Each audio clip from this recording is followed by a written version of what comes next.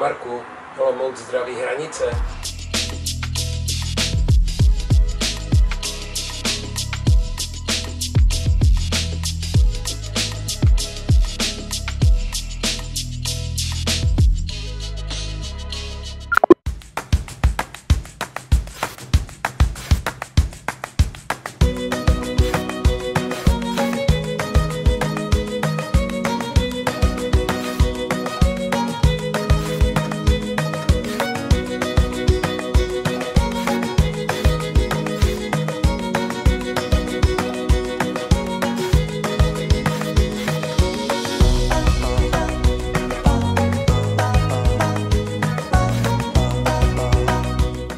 Vyjíždíme podívat se na dlažbu na terasu. Jdeme si vybrat, která by se nám líbila.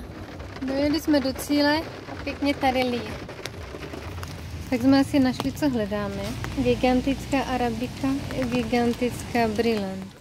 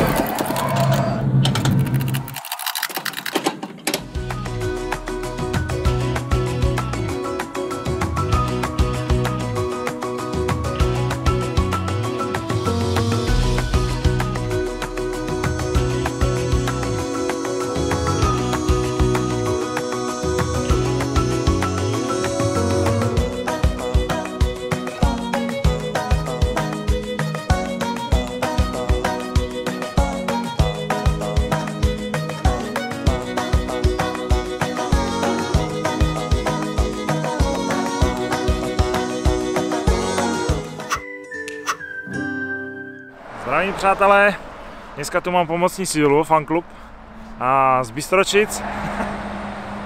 Tak. Tohleto jsme chtěli vidět na vlastní oči a chtěli jsme hlavně přiložit ruku k dílu.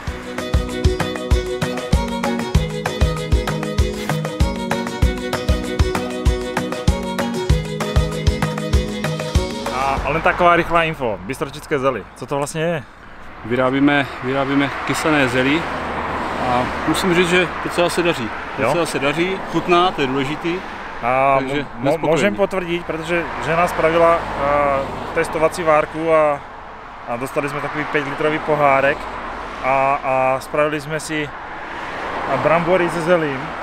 Kámo, musím fakt povedať, a toto není jako reklama, jo? Že fakt to nevypadá. Ta chuť byla fakt dobrá. Takže teraz otázka, prosím tě, na těba. Kde to ty lidé můžou sehnat? Kde to ty lidi můžou sehnat?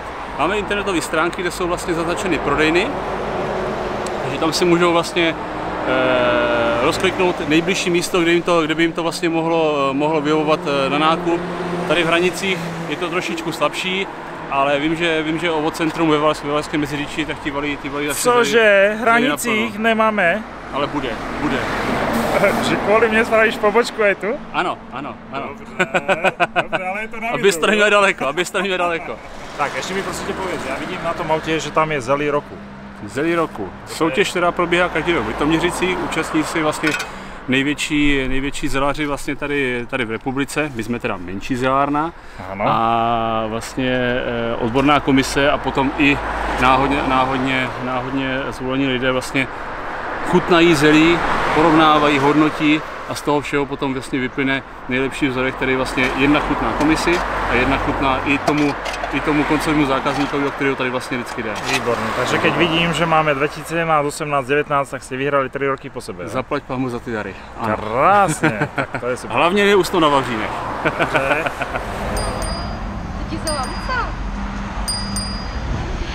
Šli jsme.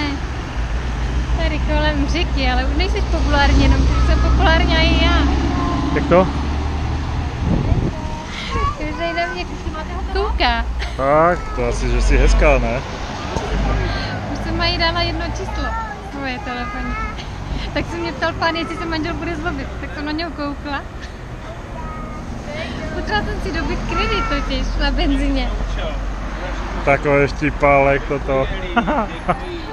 Líbí se vám to? Já!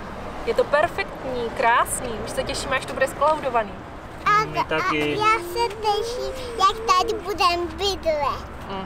A já se těším, až mě pozvete na kávičku. A já taky. Tak, dík. Děkuji za pomoc. Není zač. A já přijdem šlapat to zeli. Tak. Tak, čau. Čau. Čau, Maru, ahoj. Čau.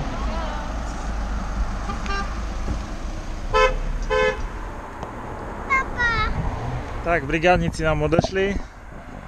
Teď je to zase na Maračkovi.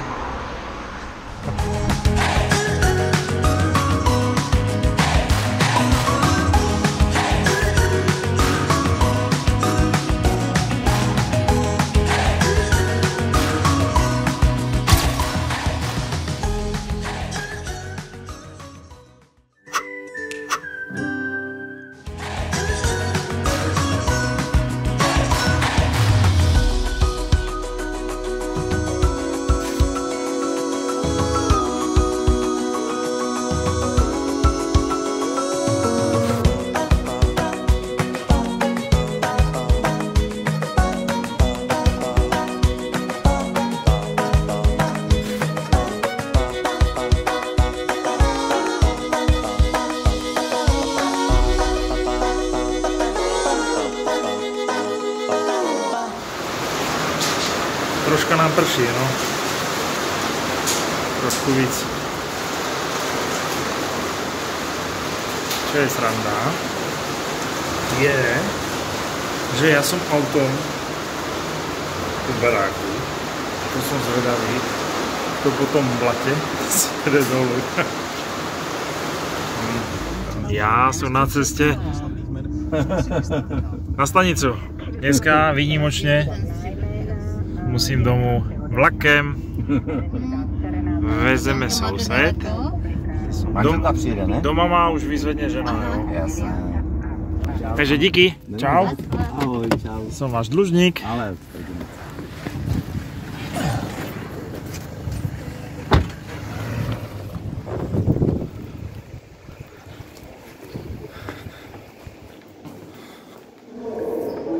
Děkuji.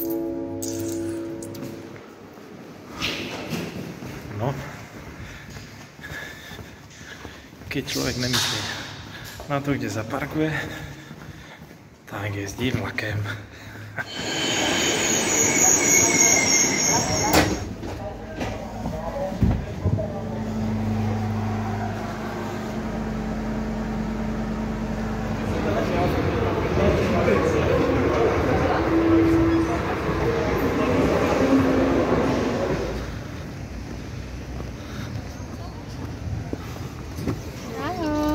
Čau.